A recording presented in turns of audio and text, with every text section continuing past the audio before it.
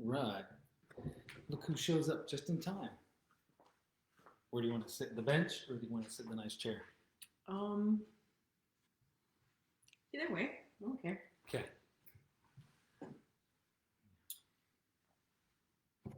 How's that? All right. Hi, everyone. Hello, one person.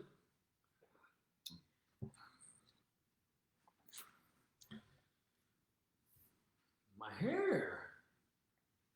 Look like some kind of mobster. I need to comb my hair. This angle. Just kidding. Hello, everyone. What's up? My name is Thosh Collins. I'm one of the board members of the Native Wellness Institute. Hi, everyone. My name is Chelsey Luger, and I am a trainer for the Native Wellness Institute.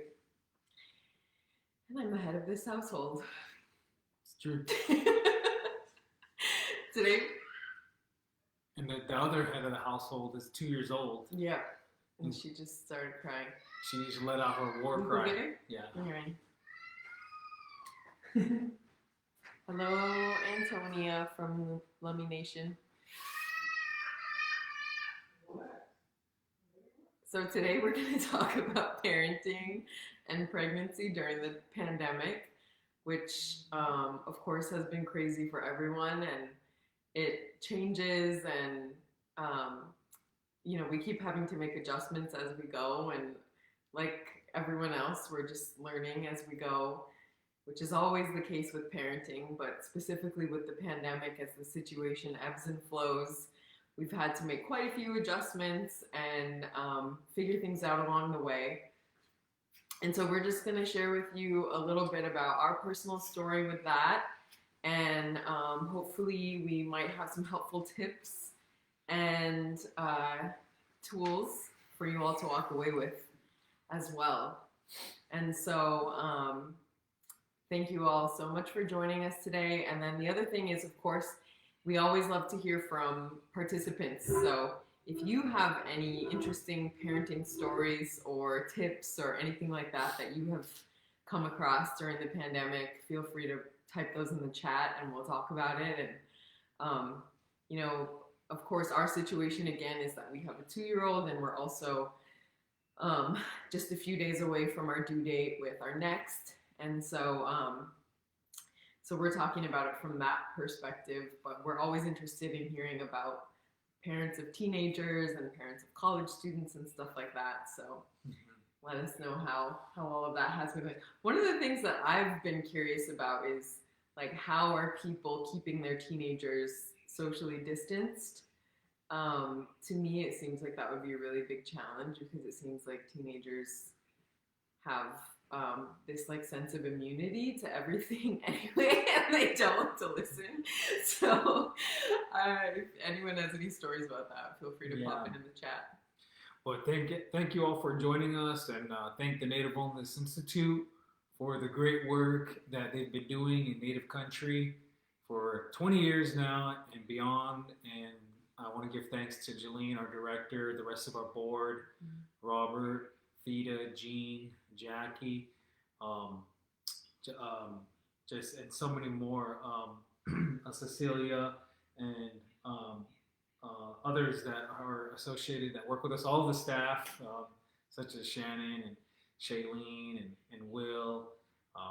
We want to give thanks to everyone for the hard work, also Lavina Louie, all the hard work that you've all been doing and around Native country virtually. And so it's been great to be able to be a part of these virtual gatherings, and I'm so happy that these have been well received by people from all of Native country, and that Native Wellness Institute has gained even more exposure during this time. And Native Wellness Institute is one of the, organizations during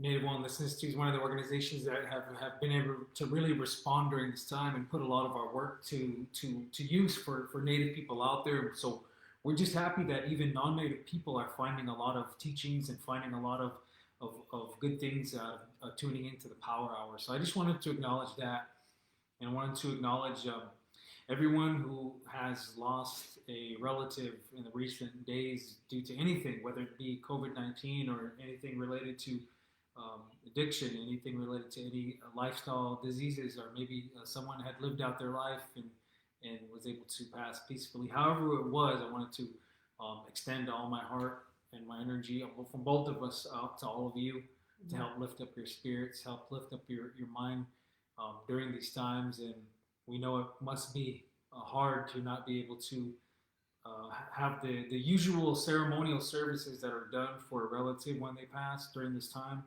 So we wanted to extend our heart and know how it can be. And so I think this far into the pandemic, some people who didn't feel it are starting to feel a little bit of stress. I know myself feeling a little bit of this not being able to socialize with our network of extended friends and family during this time. So I'm right in there with each and every one of you about really making objectively going forward during this time of pandemic to take care of our spiritual, mental, physical, and emotional healing and wellness. So I just wanted to start off and say those words, and I want to just give thanks for our health that we do have. Give thanks for whatever it is that we do have, and sometimes we overlook that, and we are oftentimes focused on the things we don't have. We're focused on what we're about to have. I know myself, I get caught up in that, and it's important to slow down and to just think about what we do have right now and be grateful for that. And it may not be much for some people, but we can be grateful for whatever it is that we do have and really celebrate that. And so I just wanted to acknowledge that and remind that to each and every one of you as well, and for myself. All right. Well, what should we talk about first? There's so much. Talk about our new little home. Oh yeah, I said in the Instagram story that we would mention that. So one of the things that we had to take care of during this pandemic is a move, which is always stressful anyway, but we did it just 2 weeks ago now, or no, it was last week.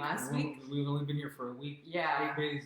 So we really were cramped in our last apartment, and so we decided to rent a house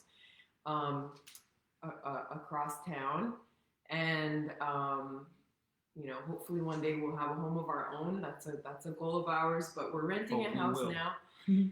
And we decided easier to do it now when I'm super pregnant than to do it when the newborn is here. So we kind of rushed and got that taken care of.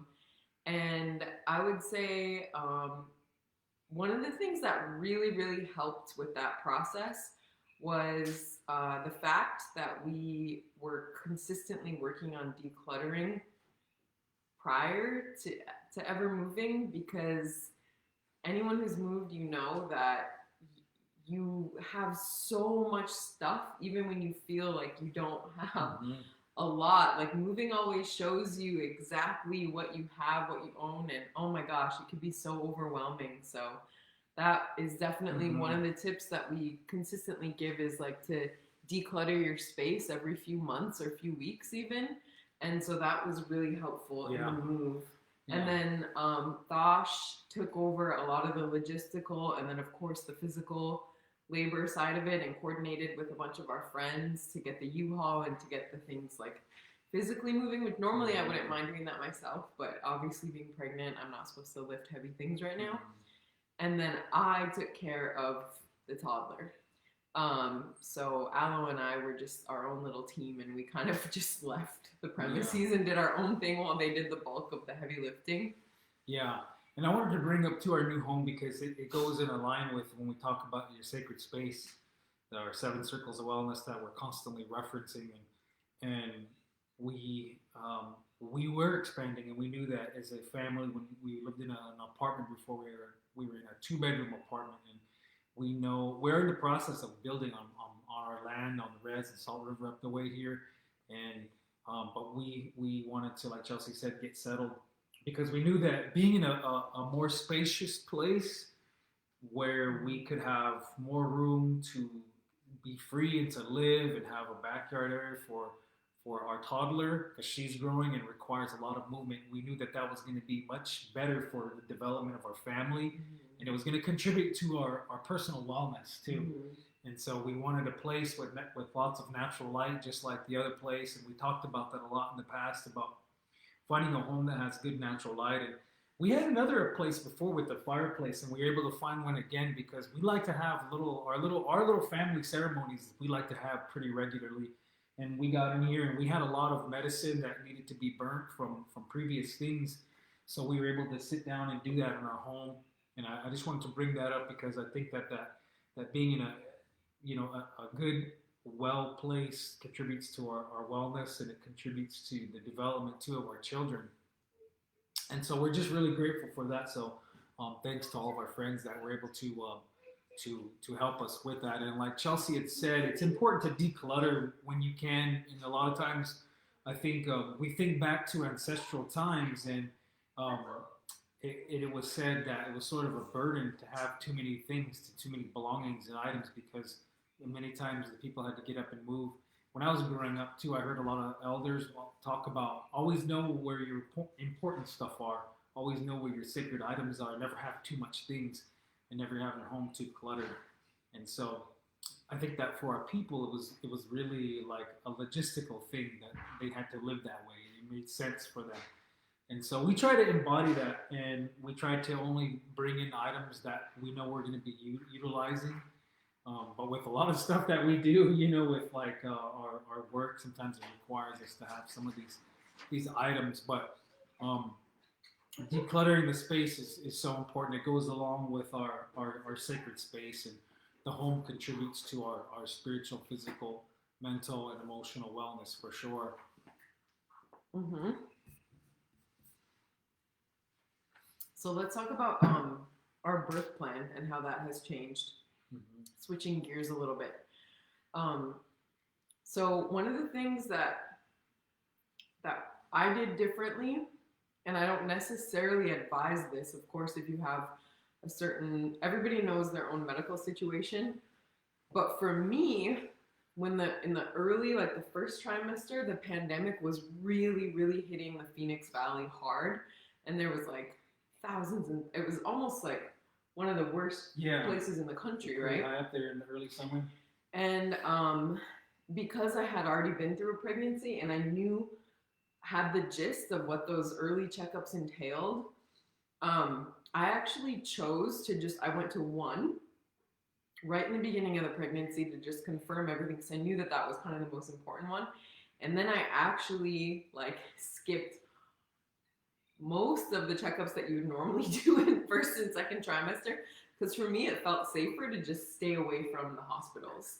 I mean, there were employees at the hospital and the clinic that I go to, or that I used to go to, who were getting the virus, and we even heard of a few deaths of staff, which is so sad and tragic. Yeah, and that was early on when they were still really learning how to manage it in the healthcare systems in the hospitals. Yeah, so that was like one of the ways that we adjusted, and I'm curious to. I know a lot of women also transferred to like birth centers or home-based care, or would do telehealth.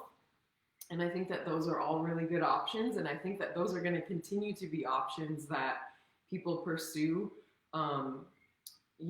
in years to come, because you're realizing that there are just other ways of doing things. And, unfortunately for me, midwife care or home birth isn't an option, because my pregnancy or my delivery is considered high risk. That's a whole other story. But yeah, those are just options to be aware of. And I think that it's really smart to take all of those into consideration. And, it's interesting. They're even selling now all these kits where women can do, certain of the tests at home, like blood pressure, and just like the really simple ones that you can do. And I think a lot of medical facilities are sort of encouraging women to continue to do those. And then but of course, now that we're way at the end of third trimester, in the recent weeks and the pandemic has calmed way down in this area since those first few months, I have been going back into the doctor every week. And you know, of course, the difference remains that Thosh can't come with me to the appointments, and I can't bring my daughter with me either. I always have to go by myself, and I always have to wear a mask through the whole thing. And what they informed me is that when I arrive for labor, they're going to do a rapid COVID test on me and on my support person. And obviously, if we test positive, that would be another issue. We won't, because we've been totally socially distanced.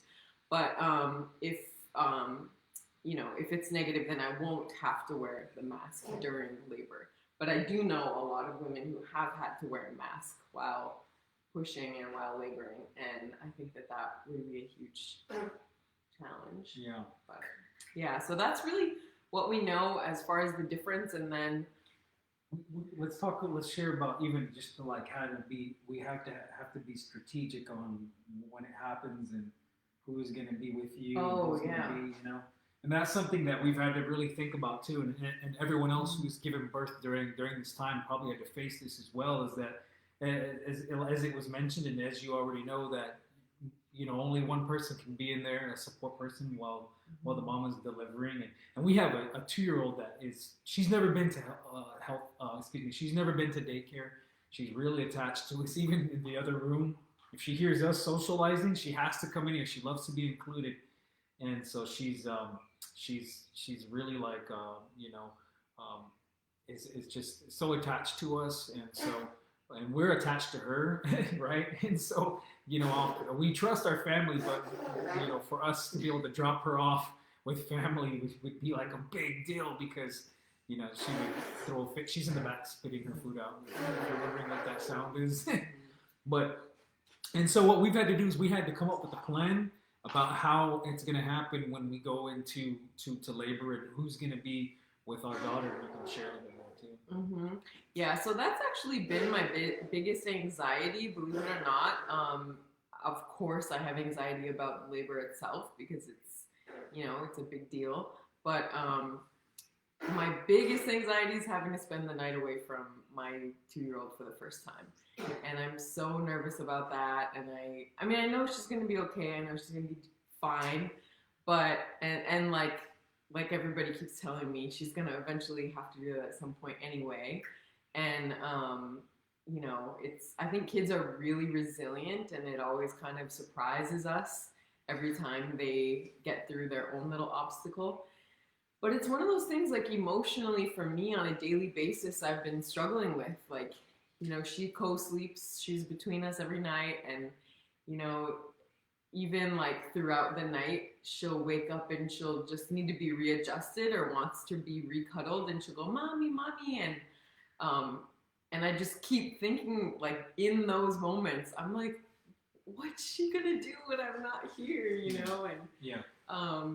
But I mean, I guess we'll see, right? Like, she'll be fine. Yeah, and I think that's like one thing that I keep preparing myself is just prepared for anything. Based off of our first, you know, pregnancy experience, and like Chelsey had said that she had to go into emergency C-section, and we had all these little obstacles that we had to overcome. And I think that now the way my mind is, that was a big learning experience for me. That was real humbling, and what that taught me was really to just how powerful birth is, and anything can happen during that time, and you need to be prepared and ready to be flexible and adjust and just go with the flow, and being able to just, of course, be in the right mind to make the right decisions. But sometimes there's very limited options during those things. And so that's one thing that I've been doing, is preparing myself mentally, and just trying to expect anything to happen whenever and go with the flow, and just get it done, and support her, and support, you know, our daughter about what needs to get done when, and take the right advice from the doctors, the healthcare providers. That's really just my mindset leading up to it, for sure. Yeah. And one of the things that we've definitely committed to, that is helping me mentally prepare, is, like, I know that we're gonna send Thosh to stay the night here at home with Aloe. So I'll likely be staying the night, unless, well, my mom is gonna come and help. So that's another, we'll talk about how we're navigating that. But if she's here, she'll stay the night with me at the hospital. If she doesn't make it on time for whatever reason, then I'll just stay the night alone. And one of the things that, because I would rather have Thosh with Aloe than for her to have no parent, because she needs that dada for sure if she doesn't have mommy. And maybe before the pandemic, if you were to tell me, you're gonna do this alone in the hospital, I would have been like feeling sorry for myself. But now, I mean, gosh, you just look at what so many people have had to go through in terms of medical care by themselves, dealing with COVID or with other things. Plus, there's single moms that do this all the time. My mom included did that with all of her kids. Went through the whole labor and delivery. Well, not with my youngest sister, because she was remarried by that time. But the point is, nurses are really helpful, and I'll be fine. And so I'm glad that Aloe will have Thosh. Yeah. Here at home. Yeah. So that's just one of the ways, again, that we're adjusting. And I want to bring up something too for post delivery once baby arrives here. And we don't know baby's gender either too. We talked about that before too. We just wait to meet them. We wait to see who they are. Before we name them and everything. And but once they get here, then what we're gonna be doing, like many parents have had to do recently, is just be keep a baby with just us at that time in our home here. And that's something that we talked about too, even on our parenting podcast, when we were talking about following original indigenous parenting teachings. And that was one thing that was told to me by some people in my community, is that after the baby was born, the parents didn't take the babies all over to the different villages and homes and let everyone handle the baby. They stayed in for about a month, and they stayed to themselves, because it was like a bonding period, like they're learning how to be together. And that it was also because of germs. That's what he says. It was because of germs. And this was pre-pandemic when I was told this. This was told to me right when we had Aloe. And we kind of did that. We stayed in our home and did that, and just our close relatives came around here and there. But the cousins and everybody else didn't meet Aloe till way later. And that's something that teaching really comes in handy during this time. And this is why I love looking at ancestral teachings and bringing them in certain situations, because they're very applicable, right? Yeah. They're very practical and logical. And our people did live through epidemics, right? All over Native country. Native people lived through epidemics. They lived through some pandemics. Mm-hmm. And, the people understood what social distancing was. They understood that, before it was this term. So that's definitely what we are going to be doing, is we are going to be really keeping baby here with ourselves. And we'll probably do what some of our close friends have done is, if relatives like, grandma and grandpa that are really close may come over and, meet baby through the window or something, mm-hmm. until things are clear, and then until baby's that first immune system starts to build up, right. From breastfeeding and things mm-hmm. like that. That's what we're going to be doing. And so mm-hmm. I know some of my family probably may be hearing this for the first time on here, and they're probably thinking, I don't want to meet baby. Well, hopefully they can, or getting a rapid COVID test and wearing a mask. I mean, that's also a totally reasonable option. Absolutely. And I'm open to that when it comes to our immediate family, like your parents. Yeah. And and again, like we mentioned, we are planning for my mom to come, and that's a unique situation because it requires travel. So we're just going to do that, a rapid test before she leaves North Dakota, because the pandemic is really hitting hard there right now. She works on the Turtle Mountain Reservation, lives there, and that's where she grew up. And just a few weeks ago, it was 1 in 13 people there had the virus, which is so crazy. And, she's been extremely careful with social distancing, but she's going to get tested. She'll come and get tested again when she arrives, and then, help us take care of the baby for a week. But we just, we're going to be really, really careful about it. Yeah. Mm-hmm. Oh, and I wanted to share, so this book is called Water Lily by Ella Deloria. It's a classic. A lot of people may have heard of this before. But when I read this, it's a really cool book, and I recommend it to everyone just because it's written by a Native woman who is Lakota. She's an anthropologist who lived um, the beginning of the 20th century, and she writes about Lakota. Like it's a novel, but it's based on fact because the writer is an anthropologist, and so she writes about historical Lakota life from a woman's perspective, which is really a rare piece of literature. And she grew up immersed in the culture, and so she's a voice of authority on it for sure. And it's a cool book. And one of the things she describes is that this woman was um, a, going into labor during a time when camp was moving. So there's this whole, row of community that's traveling on horseback in the winter, and this woman goes into labor, and it was just she just silently didn't even say anything. She felt herself going into labor. She rode off away from camp, delivered her baby by herself, and rode back into camp, and hardly a word was spoken with anyone. And that just showed me the resilience of our women and of our history. And it just goes to show also that labor and delivery and birth is not an illness. It's a natural part of life. And I keep telling myself that because, again, I need to, quell my own anxieties about it.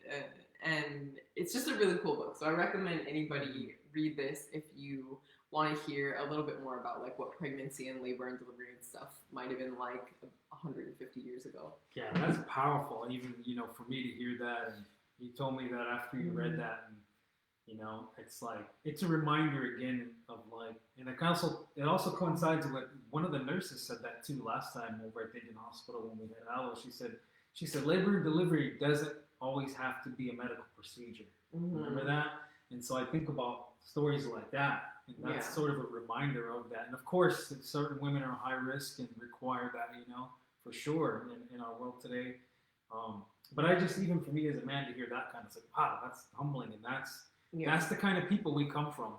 And they were able to, they knew their body so well, and oral tradition knew how the body worked really well, and people were prepared for that. People were mentally prepared for that, and they had grit. People had a certain kind of grit that we might be missing today, so it's inspiring to hear that. Yeah. That's one of my favorite things to do also, is just to read historical accounts of anything involving ancestral birth practices or, delivery situations and stuff. And it's really cool. And our people have so many good teachings on that. And it's funny because one of the things my mom used to tell me about growing up is she would laugh in the movies when the scenes would come on and women would be screaming and stuff. And she'd go, I never did that, for me, I can't even imagine a moment where that would have helped me to scream. She talked more about using her breath and stuff like that. And when you read a lot of the historical accounts, not just historical, but contemporary as well, of Indigenous midwives, they'll say that we carry these teachings of not screaming. And my mom didn't even know that. She just instinctively didn't scream. But a lot of tribes carry teachings of not screaming during the labor in order to not scare the baby, or, to use the breath instead and stuff like that. So that's one of the techniques that I'm going to try to keep in mind. Yeah.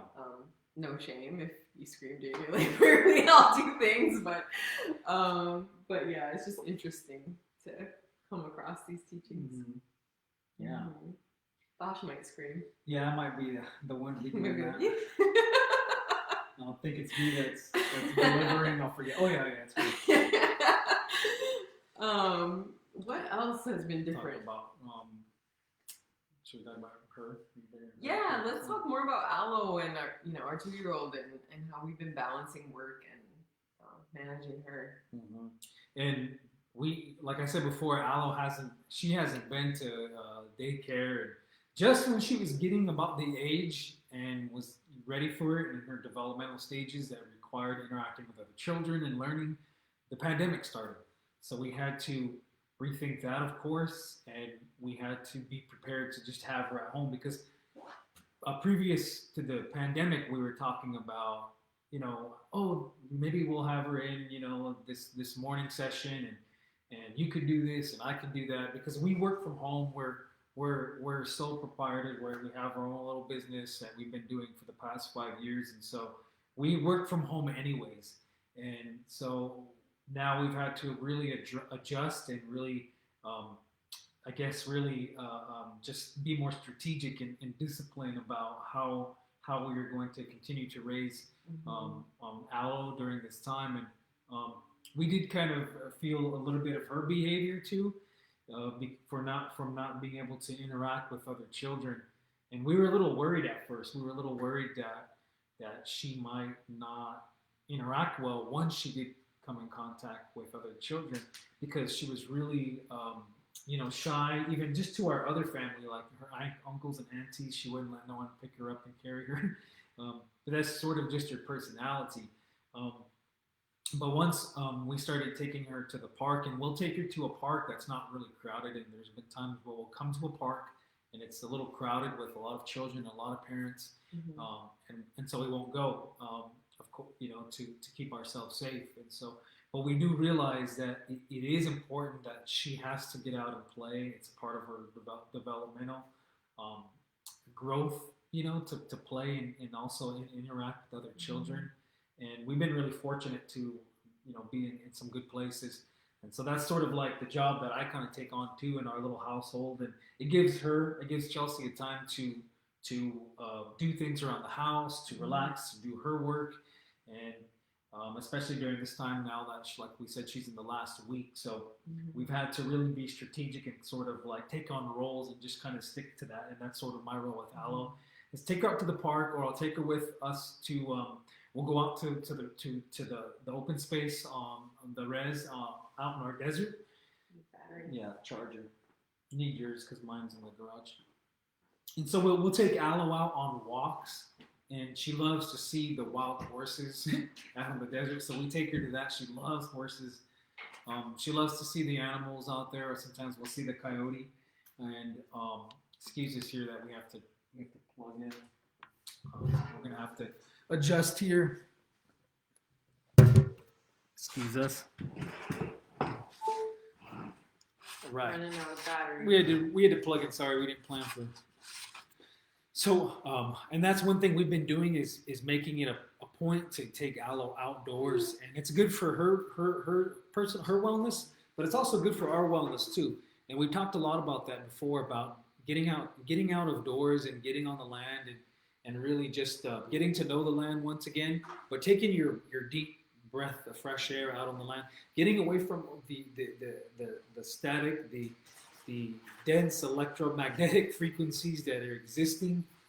If you live in a somewhat urban area, it's good to be able to get out on the land there and get to know the land, and to, if you forage on the land, to do that. If you hunt your fish, it's important to do that. And I think the pandemic has really taught us even more that those things are important. Those are one of the takeaways that we are getting out of that. But for us, it's been something that we've been objectively doing more so, and taking Aloe out too. So that's sort of something we'll do as a little family. But a lot of times I'll take Aloe out to really give Chelsey her space and to let Aloe walk around. And she's learning real quick. We talk to her in the language she learns about the animals, she learns about the land, and so she's learning about the ecology, she's learning about the language, and she's getting to just being able to move in general. So I think that's really helpful. So these are things that we've had to really do during this time, that she's unable to go to daycare, that she's unable to play, have lots of play dates with other children. We've had to really kind of give a little extra. And she's our first child, so we don't really know any different, right? We just, we don't really have anything else to judge from. So we've been really just been doing that. And she does have a Kindle that her grandparents bought her, that at first, when we were talking about how we were going to parent, we were against screen time, but we realized like there's a time and a place for it. and it has been helpful. It has been helpful, and she gets on it when we need to do things such as this. And she plays games on there. She does like educational stuff, and Mm-hmm. she watches a couple of her shows. But Mm-hmm. when it's time to turn it off, we're just grateful that she doesn't throw a fit, and we always make sure that we're definitely limiting that time. But we think that there's a balance for sure, right? We're Right. juggling that. And like, I'll give you an example just of today, since we knew we were gonna have power hour, and that it is helpful for us for her to be occupied on that while we're doing Zoom trainings or power hours. Mhm. We just made sure that she did not have any screen time in the morning. Yeah. We gave it to her about 5 minutes before we started, and then after we finish, we're gonna, take her out to the park or take her for a ride. So it's just about planning and being strategic with it. And then the other thing that I've really noticed is that if I give her her Kindle, if she's already in a bad mood or a little bit fussy, it might keep her occupied for a little bit, but it's actually going to make her mood worse and more agitated. So that's times when I really actually avoid. You would almost think that you would go for it when she's agitated, but it actually makes things harder on everyone if we do that. So saving screen time for moments where she's already in a good mood, being pretty agreeable and reasonable. And then what we do is we involve her with shutting it off all the time. Like, we'll say, Aloe, okay, good girl, sweetie, let's shut off Kindle now and we'll go do XYZ. And then she doesn't resist. She'll do it, and then she feels good about being praised for that. So that's the way we've managed to balance a little bit of screen time, and it hasn't seemed to. She's not addicted to it. It doesn't make her behavior worse. And so I think it's just about sticking to a few principles along with it. Yeah. And like right now, she's actually coloring on there. She's drawing. She's being artistic. Yeah. The kid mode on the Kindle is nice because it's mostly like games and like books that she can flip through too, and it's kind of educational, so not bad. No. So what else with how about us dealing with, let's talk about the harder parts of the pandemic. And how much time do we have, by the way? 30s. Okay, so we 20 have minutes, at least 50 25. minutes left. Okay, so we've definitely had our own ups and downs, and the pandemic hasn't been easy for us the whole time. Of course, like I think everybody has had their ups and downs, and let's talk about, because right now I think we're in a space where we're feeling pretty good, but there have been some really stressful times. And so we can talk about a few of those. I would say for us, there was a period when Aloe was weaning from breast milk. And I think it happened naturally. So I wasn't consciously weaning her, but because I was pregnant, my supply started to change, and your hormones change, and everything changes. And so she started weaning herself, but it happened almost like really quickly and abruptly and suddenly, to where it actually became kind of a scary medical situation for us, and we had to get the doctors involved and all that kind of stuff, because she started like dropping weight really rapidly, and she also has a feeding disorder, so she wasn't yet chewing and, well, she's still not really chewing and swallowing foods or taking much of anything besides breast milk. And so that was a period that was really, really hard. And one of the hardest times, again, was I had to stay, Aloe and I had to go in the hospital and be there for a few days. And Thosh couldn't come in at all with us because the pandemic had started and it was only one support person allowed.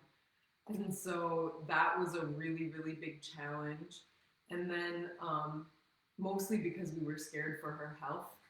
But also because I was in that stage of first trimester where I was really, really nauseous and sick. And my own hormones, of course, are impacted by the weaning process and the pregnancy. So just emotionally, I will tell you guys, I was an absolute wreck for that. Probably what was like 2 weeks, 2 or 3 weeks of. I mean, the situation lasted a couple months actually of that weaning process, but there was a 2 week period of in and out of the hospital where it was like really, really, really challenging. And I trying to think if I even have any like tips or or like how I got through that without like having an absolute mental breakdown. And I would just say, well, we got different opinions from the different healthcare providers within that yeah, system. There, we made sure that we were, even being critical of some of the recommendations, yeah, because we did get some recommendations that were really aggressive and yeah. Like wanting to do a surgery on her that she Right. ultimately ended up not needing. Right. And we're not people that are really extremely about Western health. We're not extreme about natural medicine. We're not really. We use what's practical, and it's different. We just for take different, every situation as it comes. every situation will require different practices, and so it's important to understand all that and not be on too much on one side. Because if we were too much on the side of taking all the advice and learning everything and putting, I guess, our eggs in the basket in regards to Western health practices, then we would have said, okay, yeah, let's do the surgery without they even do a physical assessment. So we had to talk to our different. We had her feeding therapist that she does a food therapy, and it's a lot of hands-on activities, things that helps with her sensory disorder, which it's helped so much, and it's play, it's learning how to navigate those kinds of things. And so we had to talk to those people for sure. We had to get multiple opinions and really just do our own research. You need to do your own research and find out what will be the best option. But that's one thing that I realized that we had to do when it came to her situation, when she wasn't eating and she had to get some fluids in her, and she had to get an IV. So it was just I guess what I will say is it was taking it one day at a time, and not even just one day, but it was like moment by moment, even taking it at a time, and continuing to talk to myself and to just pray and to just think, okay, we can do this, because anybody who's had a toddler go through testing where they have to get needles and they have to get blood drawn, and she had the whole she had to go through all those what is it, CT scan and all of this kind of, because they had to look at all her organs, x-rays, and that each and every single one of those is very scary and very traumatic for her. She had to get a catheter, I mean, all kinds of stuff. And traumatic for me because it's like, is this ever gonna end? My God, can you like leave her alone for a second? But then at the same time, so you're kind of like fighting with the nurses and doctors, and I was trying to like hold them off and making sure that every test they were doing was something that absolutely needed to be done. But at the same time, you're like, okay, I need to be tough and I need to just support this process because we really need to find out what's going on with her and need to be grateful that we have access to medical care and stuff like that. So it was just this like back and forth in my head, and I think just continuing to go through it, and just little things like not like one of the things I found myself sort of tempted to do was to be like constantly like sending text updates to express to my family members how scared I was in each moment.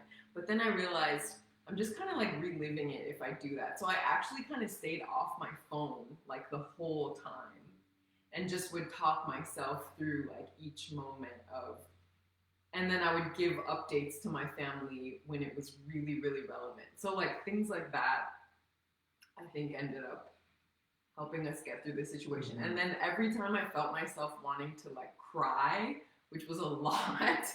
Sometimes a couple times I let myself cry, but I would have been crying that whole time if I didn't like talk myself sort of, talk myself through it a bit more. So just using my breath and taking deep breaths and just visualizing, like literally visualizing the strength of like my mom, my grandmas, like people, the strongest, people who I know who have helped their own children through so many difficult things.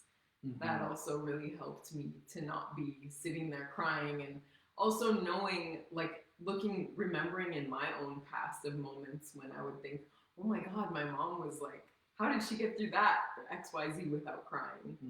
And then I would think, okay, I'm going to show Aloe how strong I am. So yeah.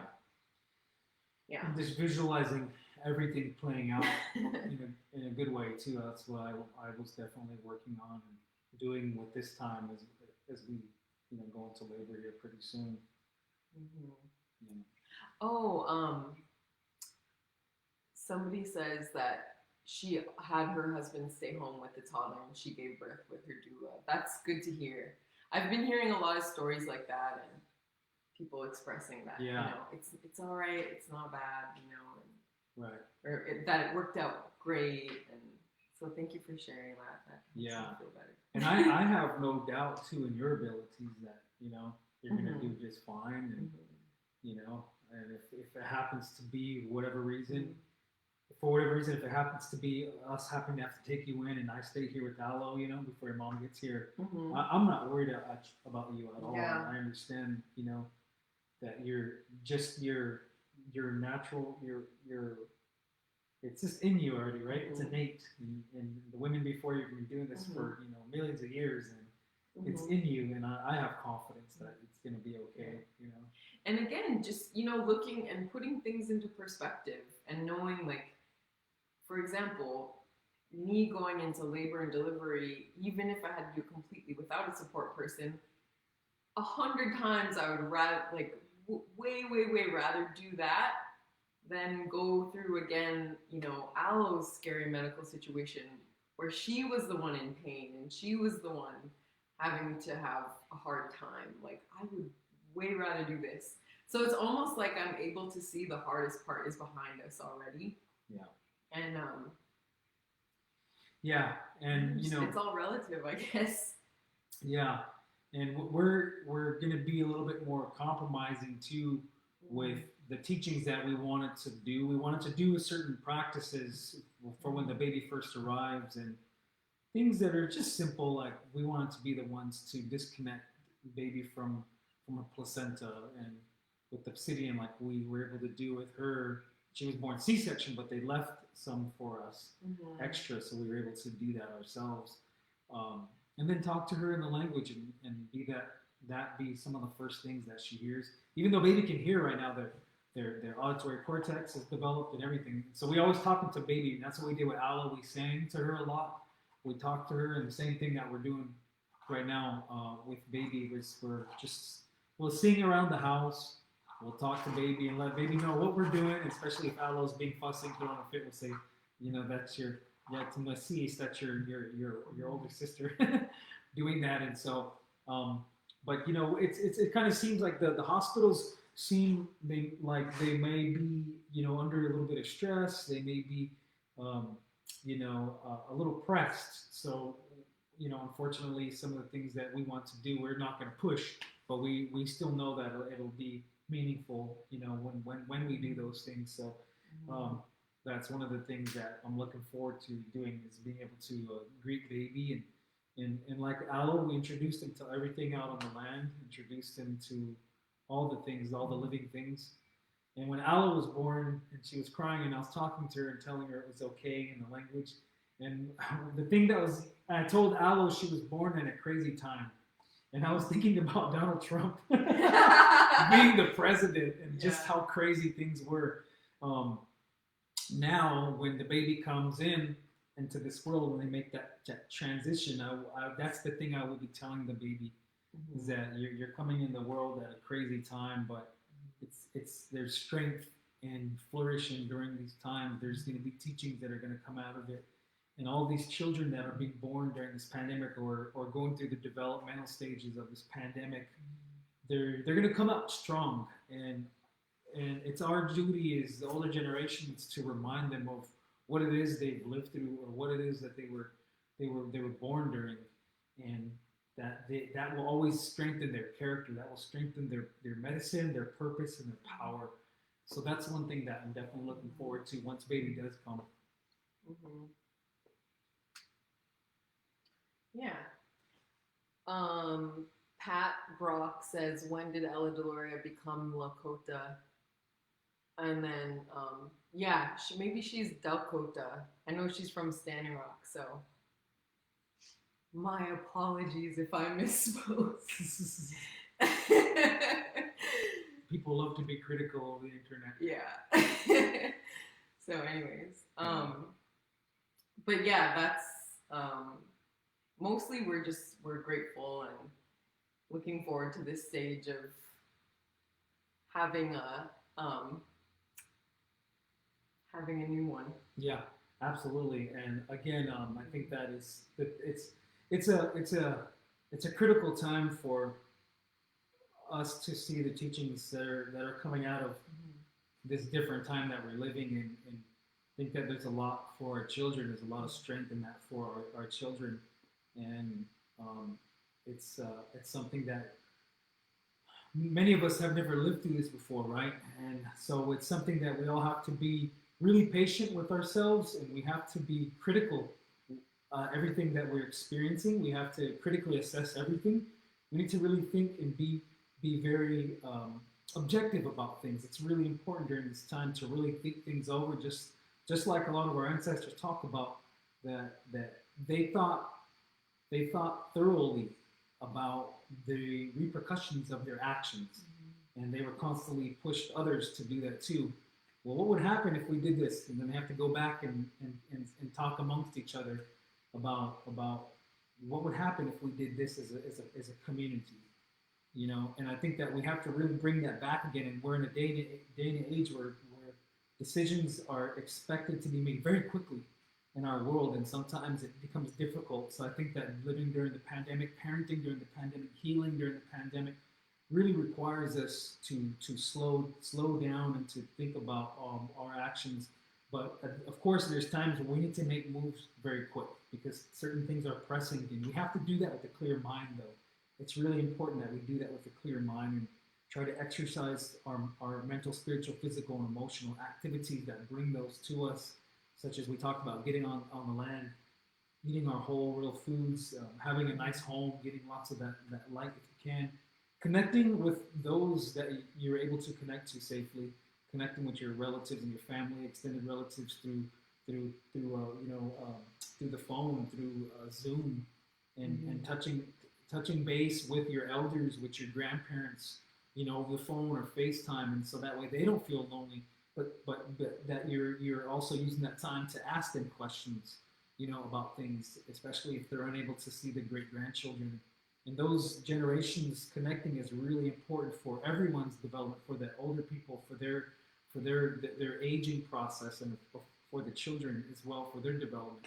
But unfortunately, that's something that we're unable to do. So I always encourage everyone to really make it a point to do that, and that's something that we even have to do here in our home. We've been so caught up moving and working and adjusting, and we have to make it a point to connect with our older relatives. I know Chelsey does with hers a lot as well. So it's something that I want to encourage everyone to continue to do, and to try to look at the teachings that are coming out of this hard time. I know some of you experienced some really tough times, and it's hard for you to see the teachings coming out of this, but there are teachings, and we have to shift our perspective. And sometimes if we take on a dominant society perspective on things, we tend to look at things like the whites, or like what white culture does, where they see it as pain, it's hurtful, it's uncomfortable, I don't like this. But our people have understood all the time that out of things that were unfortunate came a teaching. And it taught us how to go into the future. It gave us grit, and it taught us to look at the world not good or bad, but it's in the middle. There's such a large gray area that require a nuanced perspective. Mhm. Yes. And I think um, ultimately it's also important just this whole time to keep in mind like these sacrifices that we have to make in terms of, in the long run, it's worth it, more than worth it, and it's an opportunity. We all have an opportunity to contribute to one another's safety, and it's a we're realizing more than ever. The rest of the world is realizing what our people have always known, which is we're all connected. We're all interconnected. That's how this pandemic is spreading so fast. We don't even realize how connected we are, even physically, to complete strangers. And so I think that that's one of the teachings of the virus, the pandemic. And it is, it's just a time where we're relearning a lot of these things and realizing how much our actions and our behavior, whether it's our words or our physical actions, can impact the rest of the world. And so trying to treat others and to be respectful with social distancing, with checking in on one another, in every way that we can, making whatever sacrifices we need to make for the benefit and the health of others, I think is going to be more than worth it. Yeah, in the long run. Absolutely, and because some of us are more active in the virtual space during this time because we are unable to interact physically with our extended family, relatives, our friends. It's important to understand and see your social network online is an extension of your personal, in a spiritual sense. It's an extension of your circle and who you are. Mm-hmm. Your oftentimes our social media feeds look a lot like our social media, our social circles. When you scroll down your timeline, who do you see there? What sort of things are they putting out on your timeline? What sort of things are you seeing? Are you seeing things that are inspiring you? Are you seeing things that are making you laugh? Or are you seeing things that make you upset, that make you want to go rant? Or are you seeing things that make you want to get on and have this argument back and forth or dispute, or you're a person who's looking for constant debating online, debating on what's true, this news or that news, and think about what do you want to attract in your life? Do you want to continue to attract clashing and dispute, or do you want to attract beauty, positivity, things that are going to lift you up during this time? So it's really important that during this time where we're spending a lot of time online and in the virtual space to think about that and think about how do you want to feel? How do you want to feel? How do you want to think? How do you want to act? How is your social network contributing to that?